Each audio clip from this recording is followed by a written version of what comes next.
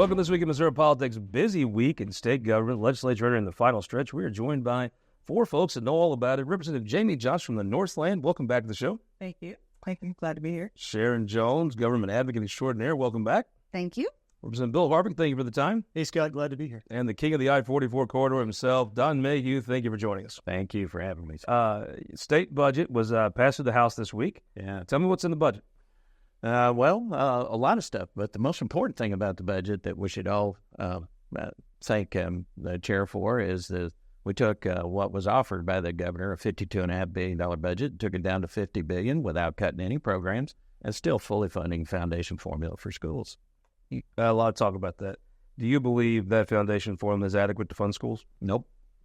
Needs to be revised. We've been saying that for years. I've got to give a shout out to former state representative David Wood. He did a masterful job of putting together a really good package for it. Had everything in it that the various organizations wanted, and then they turned him down at the last minute. He developed a foundation formula where 95% of the school's funding wouldn't change. Got rid of the hold harmless schools. 2.5% would go up and 2.5% would go down, and they turned it down. And so, unfortunately, no one's picked it up again, but we do need to do that, because if we want to seriously tackle the minimum teacher salary, the foundation formula is where we got to do that.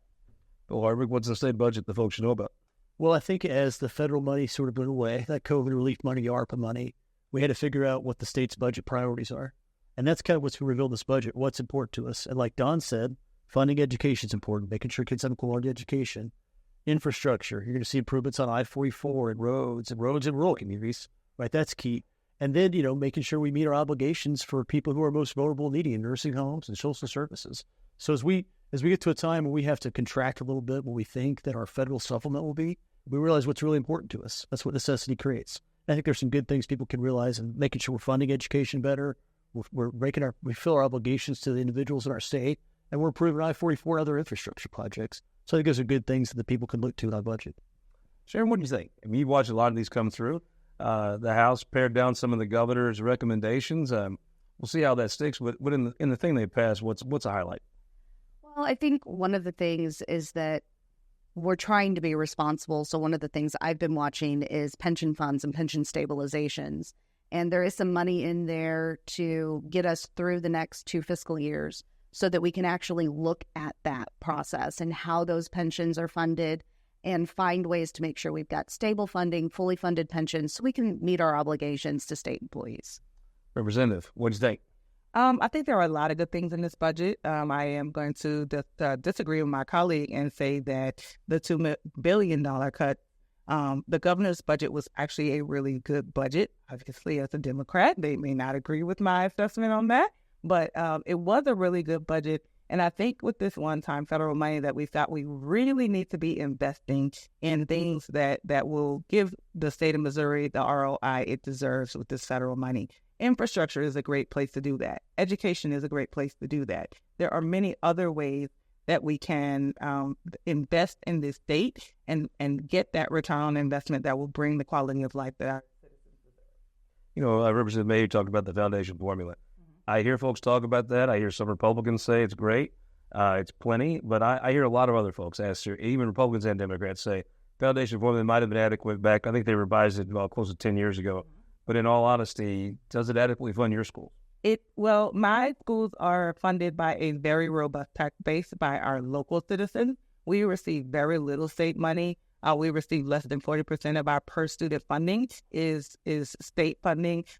We receive less than 5% from the Fed, so our tax base really supports our public schools. We have a great public school system in my district. I have part of the public school district in my district. I share that with Ashley Arney and Sean Boucher, and we are very happy with what our school district is doing. But every school district in this state can use more money. We can be that beacon on the hill of education that we need to be, that we should be, that will draw corporate businesses to the state of Missouri, but we need to invest in our children. Don Mayhew, it's an interesting thing. She talks about, when I talk to people in business, they need employees. It's not that I don't think anybody's going to turn down a state tax cut, right? But I think if you could give them a little bit better employees, then they'd pay more for it. Well, I think we've got them. we're at the lowest labor participation rate in the history of the state of Missouri. And if we take that 10% that would normally be in our workforce and we take a look at it, 5.2% of those folks are not showing up to work because of a daycare situation. And we addressed that problem a little bit earlier in the session with a tax credit to both the providers and the individuals. We have to figure out a way to get those folks back into the workforce, and that was a good step in the right direction. We have about 2.3% of that workforce that is folks who retire who would normally go and have a second career. We're talking about, teachers that retire and, military firefighters and those folks. Then the one that should scare everybody is that 2.7% of those folks are these 26-year-olds sitting in a basement of their mom and dad's house playing first-person shooter games and eating Cheetos. Now, I don't know, but something has happened along the way where a 26-year-old can be still at home. That's about 15 to 20,000 people. If we could get those folks just to come back to work, completely able-bodied, young folks that maybe have some college, but if we could get those folks back in the workforce, it would solve the state's employment problem. Okay, Sharon, can you imagine being a 26-year-old sitting in the basement eating Cheetos, playing Nintendo, and your dad be Don Mayhew come down catching you doing that? No. And I have a 28-year-old stepchild, actually, who does not live in my basement. Good work. With thanks. Success, parenting. But I think that it's interesting, and what I am seeing in that generation is they want to be doing something that matters. Mm-hmm. They're not just looking for a job because they've got people in, I hate to say it, my generation, who are their parents who can help support them. So they don't have that same pressure because of their familial support systems. So how do we find employers to come to Missouri that are doing things that are exciting to excite them to get back into the job market? And I don't know what the answer is, but I think that's the disconnect. I think it's that they want to do something that matters. Housing is expensive. Also that. Housing is incredibly expensive. My son is 21. He is not in the basement. He's in the bedroom next to mine. However, he does have a robust gaming system. He does like his Cheetos, but they have to be flaming hot. And he can't afford to move out of my house. He has a job. He is a manager at Dick's Sporting Goods. He cannot afford to move out of my house. So we have to do something about affordable housing. Bill Hardwick, we watched several of these budgets. The House comes out with a budget they're pretty excited about and seems to run into a little bit of a buzzsaw in the Senate. It ends up having a lot of Senate positions, that final one. This year going to be any different? Well, I think it could be a different year.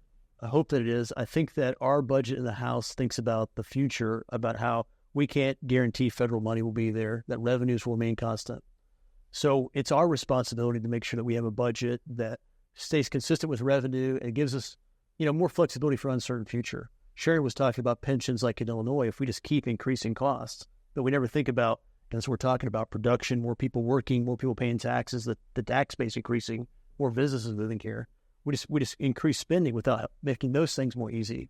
Then we might find ourselves like in Illinois where, there's a huge deficit, the pensions are at risk, stuff like that. Is landing on the fence post in Jerome going to be a lot of Senate positions in this budget in there? Oh, no, absolutely. But we should all keep something very close in mind, especially when it comes to the budget.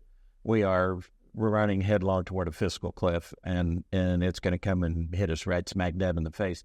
I predict it does feel like a lottery winner, like 3 years after when they're about to declare bankruptcy. Once again, yeah, right, exactly. And so I think that we can stretch what we've got since we've had a couple of pretty good years. And we've leveled off. We're not going down the economy here in Missouri. We're doing pretty good in the economy. But in about 3 to 4 years, we're going to be having to make some hard decisions if we don't rein in some of this spending that we're doing. And we're doing an enormous amount. Some of it is absolutely federal stimulus dollars that we have to get rid of.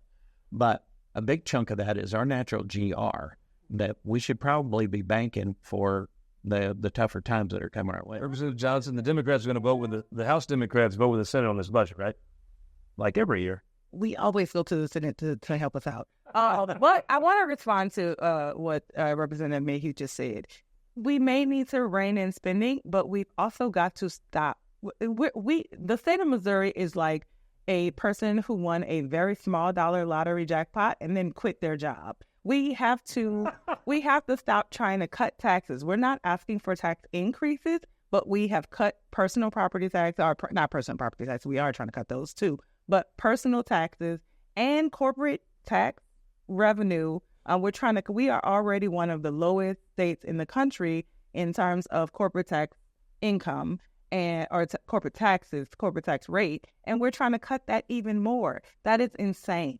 We are literally trying to quit our job, even though we only won a $50,000 jackpot. Let's talk about something that's I think more and more folks are being insane. Don Mayhew, there was a story broke about the speaker and his expenses, that he announced he'd reimburse the state for some expenses he had. You've had an investigation going on longer than it would take to conceive, carry, and birth a wombat. The Warren Commission met for as long as this thing has. It's now down to secret meetings where the Post-Dispatch is listing the agenda.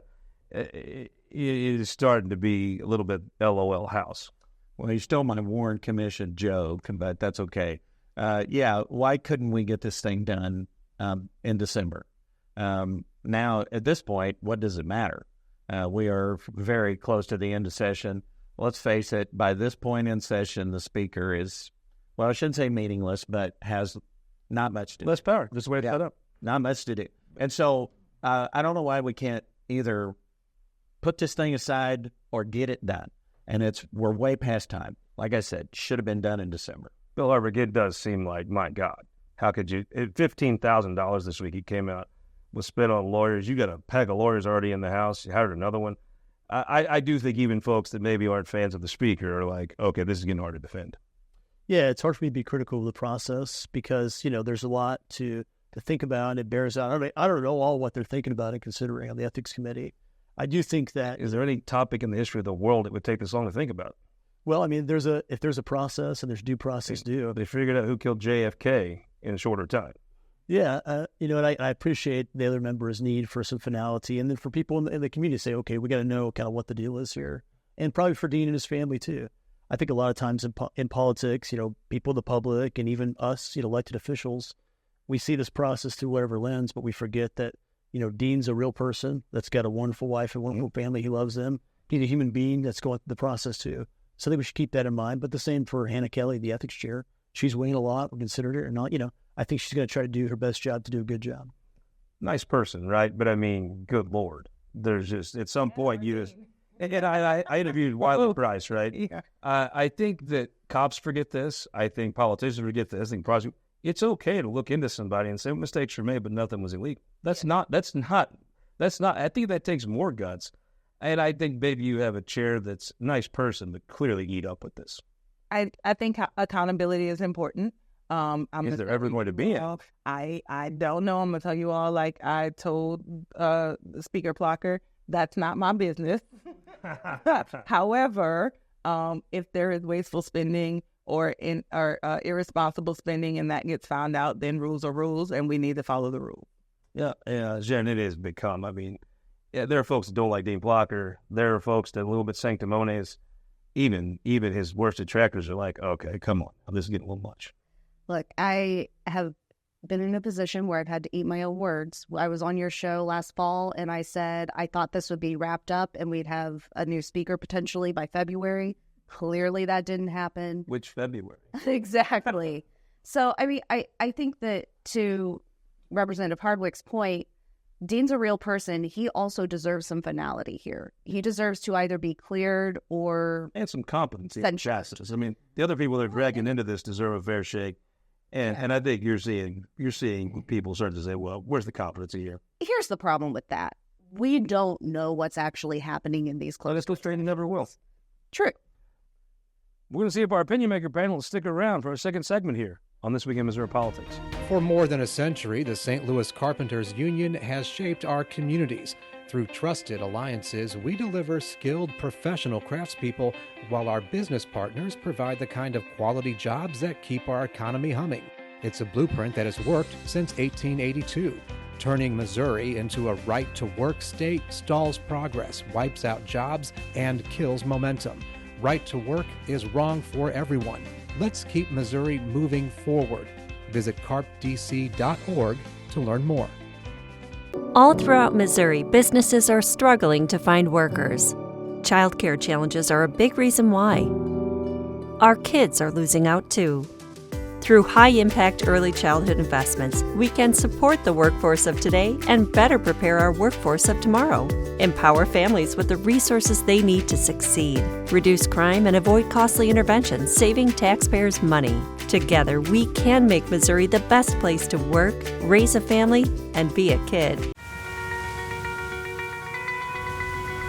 Data captured by our state-of-the-art monitors helps us pinpoint the timing and location of severe weather more accurately and respond to trouble more quickly.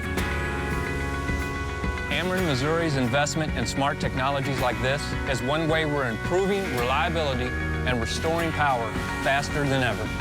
Responding to trouble before trouble hits. That's energy at work. Ameren, Missouri. Welcome back to Missouri Politics. We got the panel sticking around. Don Mayhew, thank you for sticking around. Bill Hardwick, appreciate the time, sir. I've got nowhere else to go. Sharon Jones, thank you for sticking around with us. Representative J.B. Johnson from the great Northland. There's an education reform bill. It's a little different. Like most of these are just like, okay, you're either charter school, you're public school, take your sides. This one's got a lot of different turns in it. There's a chunk of money for public education. There's charter school expansion, a Boone County expansion. It's not your run-of-the-mill, just pick your team, put your jersey on. There's a lot of different angles to this piece of legislation. Yes, there are a lot of good things in this bill.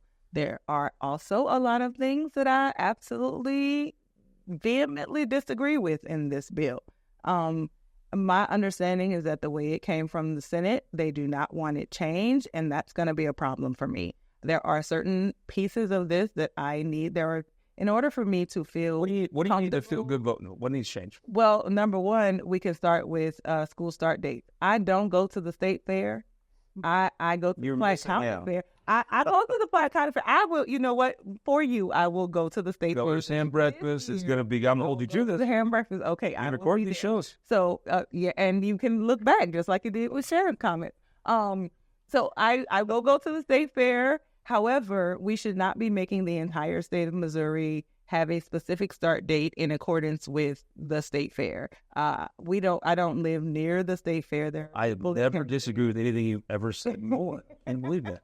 After you go, you sing a different tune. That's one thing I would like to see. A couple cakes, tilt-a-whirl, a couple concerts. Yeah, sure. See the hog pen. I'm telling you, I really believe this is a challenge of the state fair. We're going to win you over. I agree, but I'm going to answer your question. Is that okay? Yes, ma'am. Okay. So I would like to see these ESAs get tied to funding for minimum teacher pay. Interesting. So if there is no allocation for us to be at that $40,000 a year per teacher for starting teacher pay, there is no space for vouchers.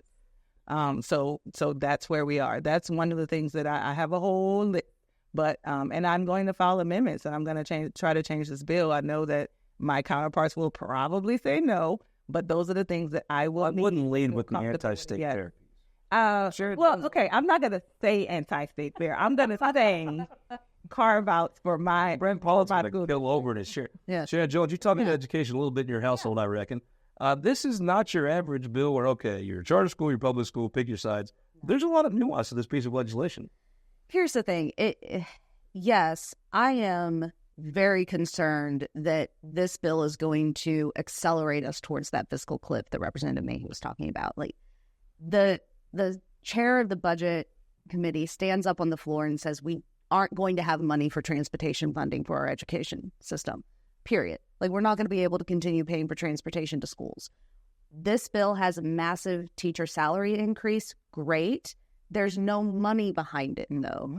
So now we've got this unfunded, which makes it, to use my favorite lawyer word, illusory pay raise for teachers. That was a big word. Thank you. I like it. And we're making a lot of promises that we're not going to be able to keep to people. And at the end of the day, that is irresponsible. So, we could have big philosophical discussions about ESAs and charters and school start dates and reading programs and all the things in the bill. I don't know how we're going to be able to pay for the things that they had to put in it to get it through the Senate. Representative, I did see, the author of the bill come out. It's a $500 million fiscal note, and say he wants to cut taxes. And I'm like, whoa, I understand. Okay, you want to spend $500 million more money, fine. but then you want to cut taxes in your next bill. Those two things just don't make sense. If they're conservative, that's not a contract to be dumb. Well, so it turns out it's a perfect bill because everybody hates it, right? Sure. But the truth of the matter is that the solution to all of these problems is quit micromanaging our schools. I mean, we spend so much. Why in the world is the state of Missouri saying how many hours you need to be in class? Makes 0 sense. The start date issue, I understood the need for it because I had actually voted for that thing back whenever I was a freshman. However, if we just let professionals be professionals, who knows the classroom better? Those local folks, who knows the school better? That local school board. Are you the first Republican for local control since they took the majority? That might be the first person I've ever seen say local control since that. I'm for reducing the size of DESE. So there you go. I think Carl Esslinger is the right person for a tough job. Honestly, right now, if DESE quit showing up to work, how many months would it be before anybody cared? Well, I would be satisfied if they just fixed their website. That would be my number one priority. Bill Hardwick, it's an interesting thing. It's a big amount of money for public education. It's an expansion of ESAs. It looks like a true compromise. It's the kind of thing that you don't see very often anymore in Jeff City. Usually one side rolls the other. This side was the folks sit down. You saw Carl Esslinger vote for this. I mean, but there is some truth to the fact. Let's just commit a bunch of money to this to get it through the Senate and then let Lincoln figure it out later. Well, the rest of us sort it out. Yeah, and I think we all alluded to, there's something in that bill that every rep and senator likes, and there's some things that they don't like or have concerns about. And that could mean it's as a grand compromise. That could be things that we need to think through and think about how we fund it later on.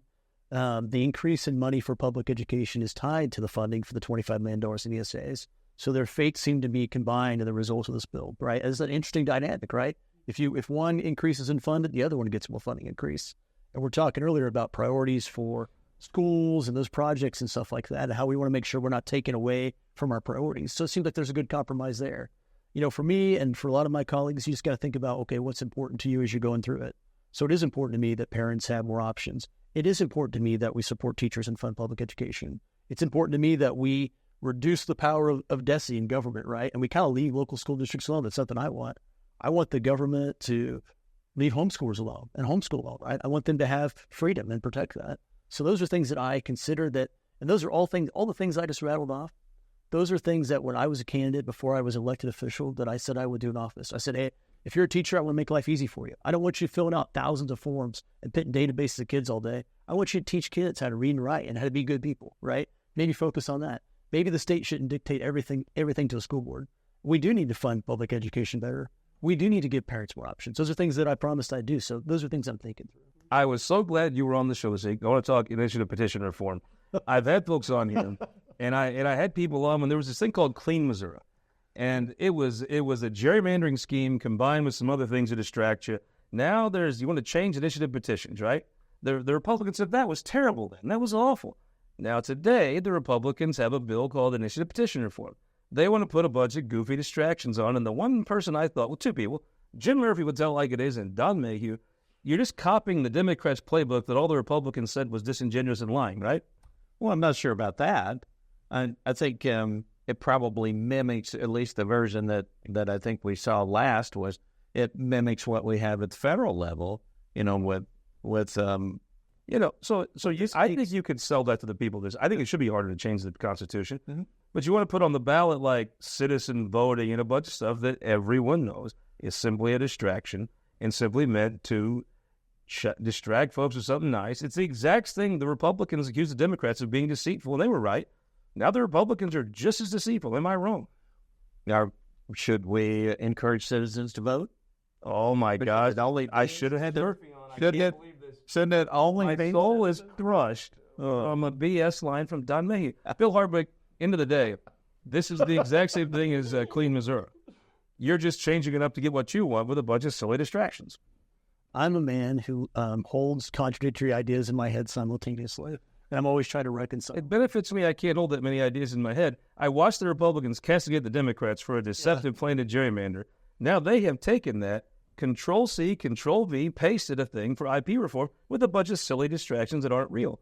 And how in the world is that not hypocritical? I think, okay, can I answer? So I think we do have a problem with how easy it is to amend the Missouri Constitution, what our Constitution is turning into. It's not a document of structure and rights anymore. It's becoming like this huge regulatory document.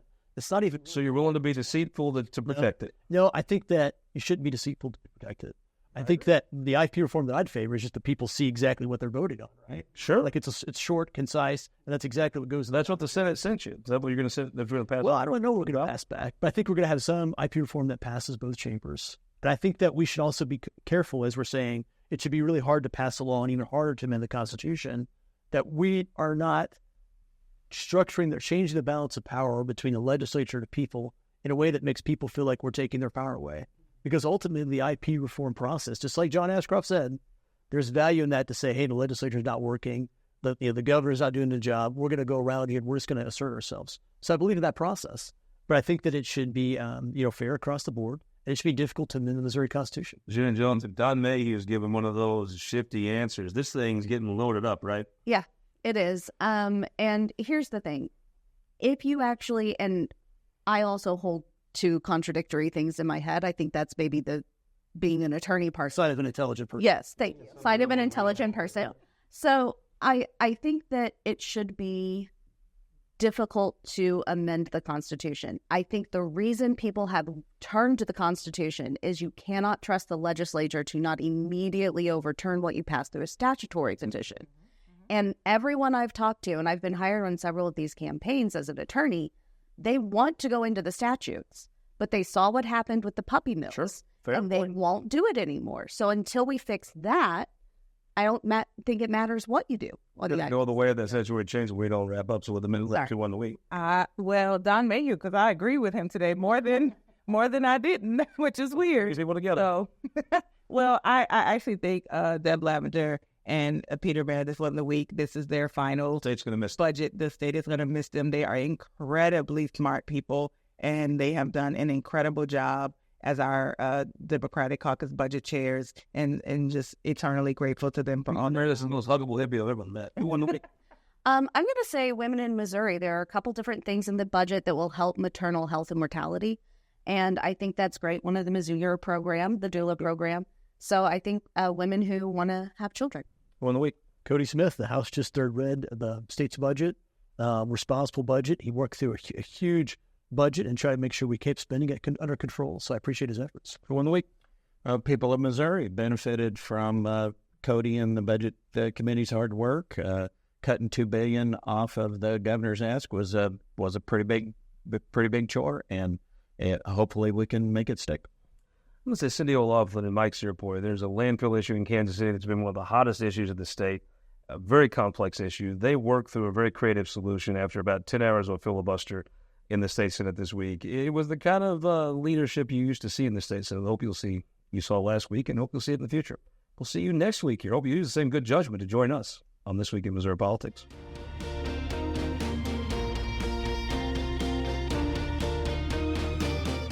This Week in Missouri Politics is sponsored by the Missouri Automobile Dealers Association, Ameren, Spire, and the United Electric Cooperative.